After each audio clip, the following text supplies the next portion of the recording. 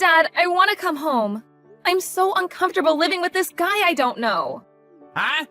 What are you talking about? Don't be silly, honey. Of course you know him. You're living with Mr. Fritz. But me and him have nothing to do with each other. Why do I have to live at your boss's house? I know you said it was for my own good, but did you really mean that? You brought and left me here one day all of a sudden. Then you had all my belongings sent here? Isn't this all just a little too much? You never even asked me whether I wanted any of this. Molly, the reason I did this is because I want you to be happy. If you live with my boss, you get to eat luxurious, expensive foods every day. Plus, all of your tuition fees for that elite technical school you've got your heart set on will be covered. Don't you think these are some pretty attractive benefits? I have my debts to think about too, you know, much as it pains me. I couldn't realize my dreams for you by myself. At least this way, you get to live the life you want, right? You understand, don't you, Cupcake? I wanted to give you a life free of worry and financial hardship. You didn't have to do that. I never asked you to realize my dreams for me. As for the tuition fees for the technical school, there are scholarships, and I could always find a part-time job and save up money that way. Oh, Molly. What will it take for you to understand? The real world is a lot harsher and more unforgiving than you think. Anyway, living with your boss isn't worth any of those things. I hate it here and I want to come home. He always stares at me with these creepy eyes. It makes me so uncomfortable you wouldn't believe. I feel like I'm constantly looking over my shoulder and worrying about what he'll do next. Please, Dad, I'm reaching my emotional limit. Like hell he'd do something like that. Are you claiming my boss is some kind of weirdo? Don't insult him like that.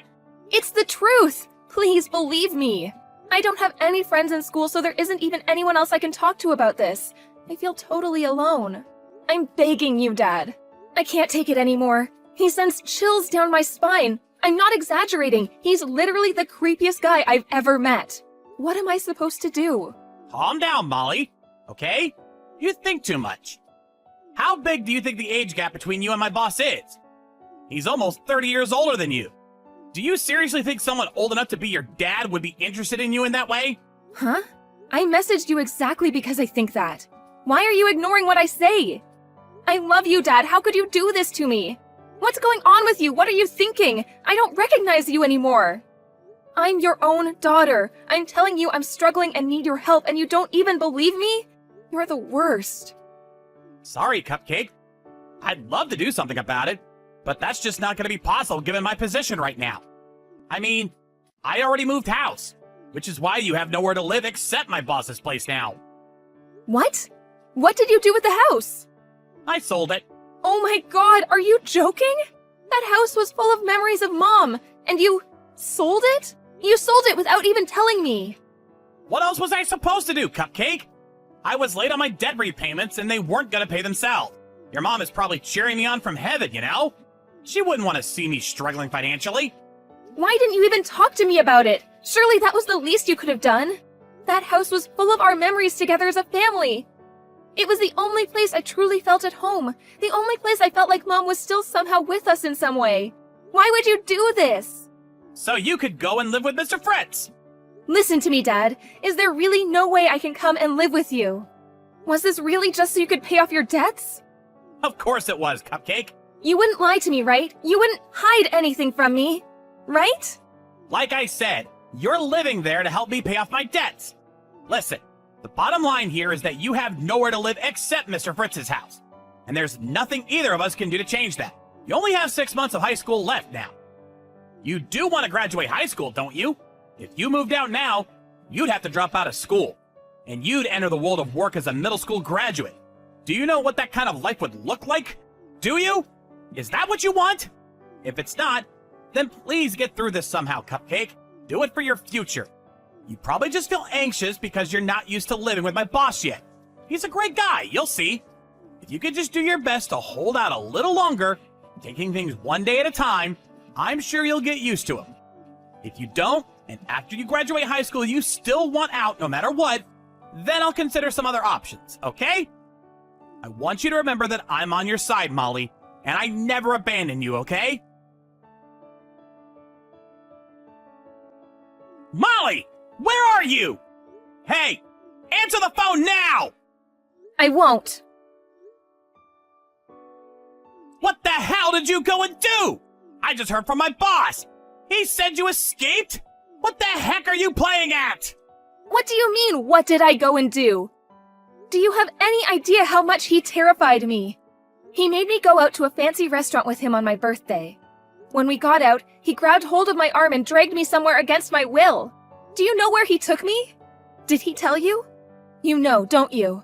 Sheesh, what's the big deal? It was just some run-of-the-mill business hotel. Which part of that hotel had anything to do with business?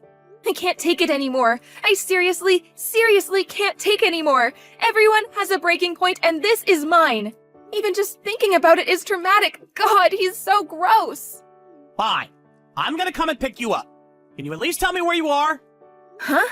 No way am I telling you. What? Why not? How am I supposed to help you if you won't tell me where you are? I'm really worried about you, Cupcake, so you have to tell me, okay? You help me? You worry about me? You're the one who sold me to your freaking boss. It's nothing but lies, Dad. Do you actually think it's gonna work with me anymore? I heard everything. About how you said he could do whatever he wanted to me when I reached 18. You said that, didn't you, Dad? In return for him reversing your dismissal from the company and having him take over your debt repayments. You sold him to me in return for all of that, didn't you? Don't be ridiculous. You don't really believe that, do you, Cupcake? What kind of dad sells their own daughter? You. It was my birthday today. You knew that when you sold me. I don't want anything to do with you ever again. You could disappear off the face of the earth and I wouldn't care. I wish you at least had the decency to get the hell out of my life before you put me through this hellish ordeal, though. Get out of your life? You're just being silly now. Anyway, get back to Mr. Fritz's house at once. Your whining is tedious, and I'm done listening to it. Did you hear me? I said get back to my boss's house right now. Can you do this for me? For your dad? Please, Cupcake. I won't go back, and I won't do anything you say. Someone more important than you or your boss helped me out. It's all over now. Huh? Someone more important than me or my boss? What are you talking about? I'm your dad, which means I can do whatever I want with you. Is this how you repay me for all the time, effort, and money I put into raising you? With spite and disobedience? I don't want to believe it, that you don't love me. It was such a shock because I loved you. And I mean, what daughter wants to accept their own dad would do something like that to them? But you know what? I'm actually pleased. Because there's nothing more reassuring than the promise of one's own safety. And I have that now. Bye. Hey! Just you wait! Molly! President Cooper, Oh, I see you still haven't been arrested. I'd appreciate if I could speak to you one more time about the matter of what happened recently. I want to ask if you'll at least allow me the privilege of meeting my daughter one last time. Mr. White, my old employee, what are you talking about? You don't have a daughter, do you? Please, sir, respectfully. But I don't think this is the time for jokes. I'm talking about Molly. I implore you not to believe a word she says. It's nothing but baseless lies and deluded fantasy. She lost her mother at a very early age, and as a result, she's very emotionally unstable and has a tendency to say inappropriate things. That's why I need you to believe me when I tell you neither me nor Mr. Fritz have done anything worthy of criticism. You were never any good at your job, Mr. White, and you were one of the least enthusiastic employees I've ever seen. In spite of that, I still believed in you for some reason. But I had no idea you were the kind of dirtbag who'd sell your daughter. Sir, I must reiterate my previous point that I did not, in fact, sell my daughter. I'm not interested in hearing your excuses. You just said Molly's claims were deluded fantasy, didn't you? Me and my wife just saw her running away from Mr. Fritz, one of our former executives and your old boss, at a hotel. If what she's saying is deluded fantasy, what do you suppose it was that we saw? Baseless lies? Emotional instability? No, certainly, sir. You make a compelling case, and wow, I must say, you put it so eloquently, too. Truly a man worthy of the esteemed title of CEO.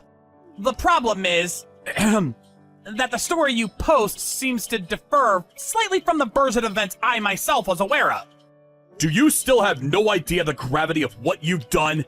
You sold your own daughter to your boss for no other reason than to pay off your debts, concerned with nothing more but your own self-preservation.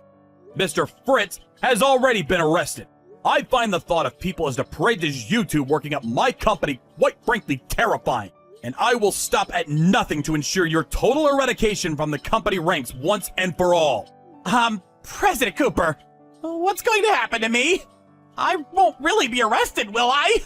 Isn't there anything you can do about this? You know, pull some strings, make some phone calls? You're a very powerful man, after all. Please, allow me to take this opportunity to once again apologize sincerely for my careless mistake 2 months ago that led to our company losing a major client. I swear to commit my life to serving you and this company to the utmost of my ability. Please, allow me another chance to prove myself and make all this go away somehow. I'll do anything! Being allowed the great privilege of entering this fine company was the only thing I've ever been proud of in my entire life! Give it a rest, you sniveling weasel! You prioritize your own financial well-being over your daughter's physical safety and mental health, and you call yourself a father? She's your flesh and blood. I feel genuine horror when I reflect on what you did.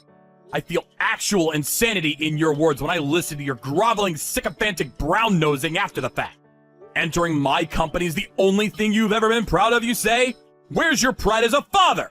Well, You evidently never felt any in the first place. I can't tolerate people like you. And I feel confident in saying that the majority of the other 8 billion people on the planet are with me on that one. Are you sure this is what you want to do? Excuse me? I take it this means you don't care what happens to your company. What are you trying to say? Your company's reputation will be destroyed over this. You'll lose your position in society, and no one will want to risk doing business with you again. Because you employed someone like me. There'll be no end to the anonymous criticism and harassment campaigns you'll be subjected to. And you'll be lampooned from all angles. Everything you worked so hard to build will come to ruin.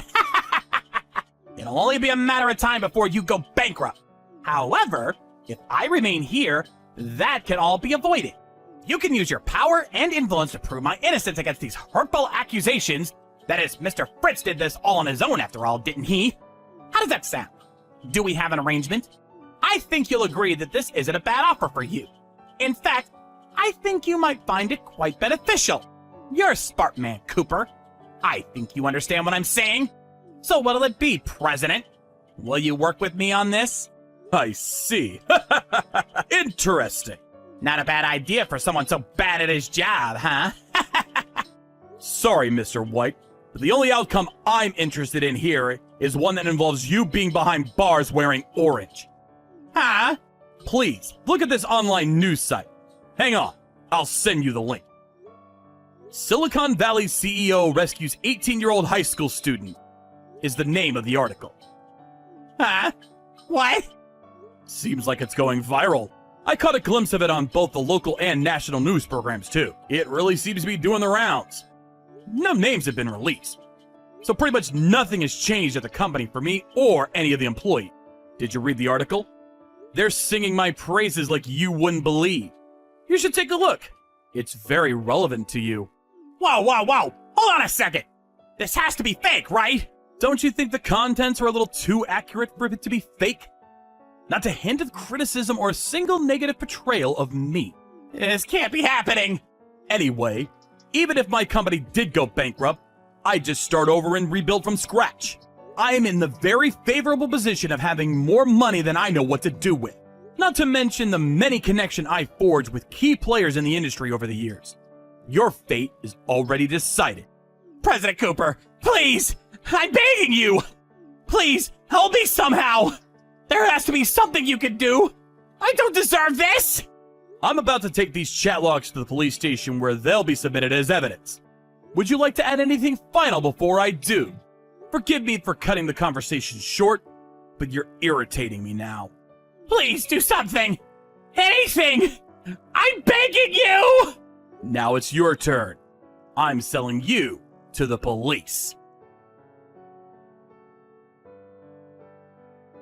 My dad was arrested immediately after, and he and his old boss, Mr. Fritzl, were sentenced to hard prison time.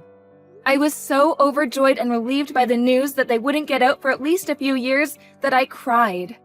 When Mr. Cooper, the CEO of my dad's old company, stepped in to help me, I asked him, "Why would you help me, a complete stranger?" As human beings, our highest priority is ultimately ourselves. And while those around us may be in trouble, they're still just strangers in the end. There's no meaning or merit to be had in helping them, right? Or so I thought. That's what I asked him, almost without thinking. Speaking honestly at the time, I genuinely saw no point in spending my time helping people I had no connection to. Mr. Cooper just said, "I know better than anyone what it feels like to be overwhelmed with gratitude and joy when someone helps you in your hour of need." And with no further elucidation, dropped me off in front of his house with his wife. Initially, it seemed like I'd have no choice but to go into a care home because I had no relatives to speak of. But Mr. Cooper's wife hugged me tightly, and through floods of tears kindly said to me, "Molly, you're more than welcome to live here with me and my husband for as long as you need, if it's what you want, of course." I accepted, and lived with the two of them for about 2 months. I'm certain it was thanks to Mr. Cooper I was able to stay there, and I'll be eternally grateful for the way he was there for me when I needed a helping hand more than ever. This all happened a few years ago, and now, I'm working happily at Mr. Cooper's company, which he renamed and relocated not long after the whole Mr. Fritzl incident. The new HQ isn't too far from Mr. and Mrs. Cooper's house, which gives me great peace of mind in the event that there's any kind of emergency. He stressed empathetically that I didn't have to work at his company out of any obligation to him, and encouraged me only to stay if it was what I truly wanted. But what I truly want is to repay the debt of gratitude I owe to the man who saved my life. I still think about what happened back then from time to time. Back when I had no friends or a soul in the world to rely on, and even my own family couldn't be trusted. I'm so happy now that that period in my life almost feels like a dream. Now I'm blessed with a workplace that's full of laughter, a close group of friends the same age as me, and a new family. I want to continue my life with a positive, outward-facing attitude. Just like my role models, Mr. and Mrs. Cooper. Thank you so much.